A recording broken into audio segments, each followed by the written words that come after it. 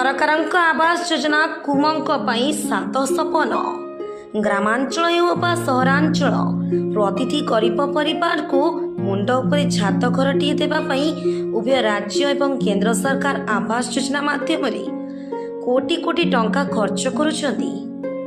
ହେଲେ ଆଜି ବି ଅନେକ ଗରିବ ପରିବାର ଆବାସ ଗୃହ ଖଣ୍ଡେ ପାଇବା ପାଇଁ ବଞ୍ଚିତ ହେଉଛନ୍ତି। ସେହିଭଳି ଏକ ଘଟଣା ଦେଖିବାକୁ ମିଳିଛି ଢେଙ୍କାନାଳ ଜିଲ୍ଲା ହିନ୍ଦୋଳ ବ୍ଲକ ଗିରିଧର ପ୍ରସାଦ ପଞ୍ଚାୟତ ଅନ୍ତର୍ଗତ ଭିଙ୍ଗିରା ଗ୍ରାମରେ। ସେହି ଗ୍ରାମର କୁମ ପ୍ରଧାନ ଆଜିକୁ ପ୍ରାୟ 4 ବର୍ଷରୁ ଉର୍ଦ୍ଧ୍ୱ ହେବ ଆବାସ ଗୃହ ଖଣ୍ଡେ ପାଇବା ପାଇଁ ପଞ୍ଚାୟତଠାରୁ ନେଇ ବ୍ଲକ ପର୍ଯ୍ୟନ୍ତ ବାରମ୍ବାର ସରକାରୀ ବାବୁଙ୍କୁ ଗୁହାରି ଜଣାଇବା ପରେ ସେଥିରୁ ବାଦ ପଡ଼ି ଦୀର୍ଘ 4 ବର୍ଷରୁ ଉର୍ଦ୍ଧ୍ୱ ହେବ ଏକ ପାଇଖାନା ଘରେ ଆଶ୍ରୟ ନେଇଛନ୍ତି। ଥରେ ଦେଖି ନିଅନ୍ତୁ ଏହି ଦୃଶ୍ୟକୁ। କିଭଳି ଭାବରେ 3 ଫୁଟର ପାଇଖାନା ଘରେ କୁମ ପ୍ରଧାନ ଜୀବନ ଜୀଇବାକୁ ରାହା ଖୋଜୁଛନ୍ତି। ବଣ ପାହାଡ଼ ଘେରା ହାତୀ ପ୍ରବଣ ଅଞ୍ଚଳ ହୋଇଥିବାରୁ ସନ୍ଧ୍ୟା ହେଲେ ଥାଏ ଭାତିର ଭୟ। ତଥାପି ଭଗବାନଙ୍କୁ ଭରସା କରି ଜୀବନ ଅତିବାହିତ କରନ୍ତି ଏହି ଗରିବ ଦମ୍ପତି। ଅରକ୍ଷିତକୁ ଦୈବ ସାହା ଏବଂ କୁମଙ୍କୁ ଭଗବାନ ସାହା ବୋଲି କହିଛନ୍ତି ଗ୍ରାମବାସୀ।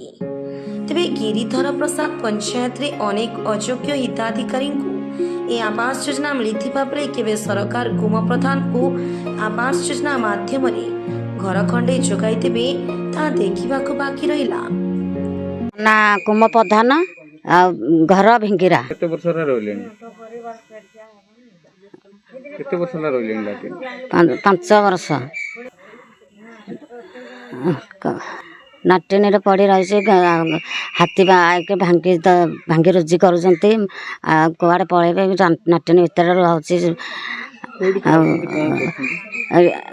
ନାଟିନୀରେ ରୋଷେଇ କରିକିରି ଖାଉଛି, ନାଟିନୀରେ ଶୋଉଛି। ଆଉ କୁଆଡ଼େ ଯିବି?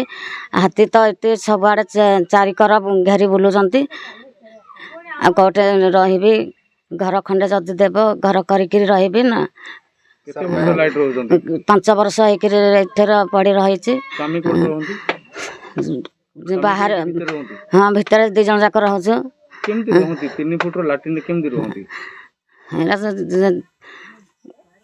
ଜଣେ ବସିଛନ୍ତି, ଜଣେ ଶୋଉଛନ୍ତି।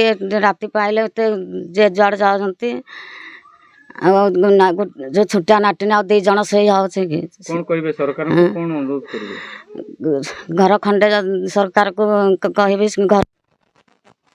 ଆଜ୍ଞା ଦେଖନ୍ତୁ, ଛୋଟ ଘର ଗୋଟିଏ କରିଥିଲା।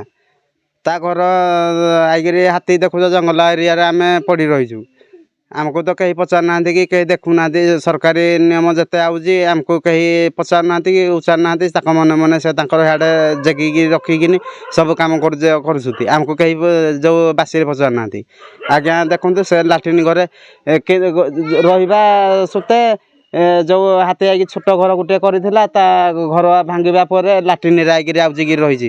ତାର ଘର ନାହିଁ ବୋଲି ସେ ଆଜି ଖଟି ଖାଇକିରି ଆଇକିରି ଗୋଟେ ଦିନ ଆଇକିରି ମୋ ଘରେ ରହୁଛି, ଦିନେ ବେଲେରେ ତା ଘରେ ଦିନେ ତା ଘରେ ଏମିତି ହେଇକି ପଡ଼ି ରହୁଛି। ଆଜ୍ଞା ତା ନାଗି କିଛି ସାହାଯ୍ୟ ସହଯୋଗ ମିଳିବନି?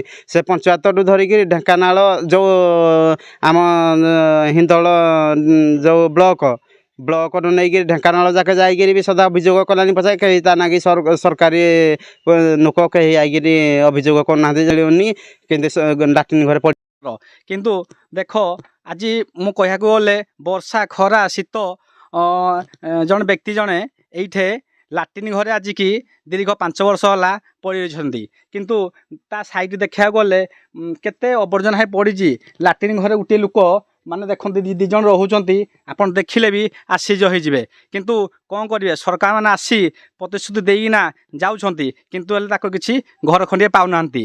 ଢେଙ୍କାନାଳରୁ ବିନୟ ବେହେରାଙ୍କ ରିପୋର୍ଟ, ଓଡ଼ିଶା ଖବର। ସବସ୍କ୍ରାଇବ୍ କରନ୍ତୁ ଓଡ଼ିଶା ଖବର ଚ୍ୟାନେଲକୁ ଏବଂ ବେଲ୍ ଆଇକନ୍କୁ ଦବାନ୍ତୁ ଲାଟେଷ୍ଟ ଭିଡ଼ିଓ ସର୍ବପ୍ରଥମେ ଦେଖିବା ପାଇଁ।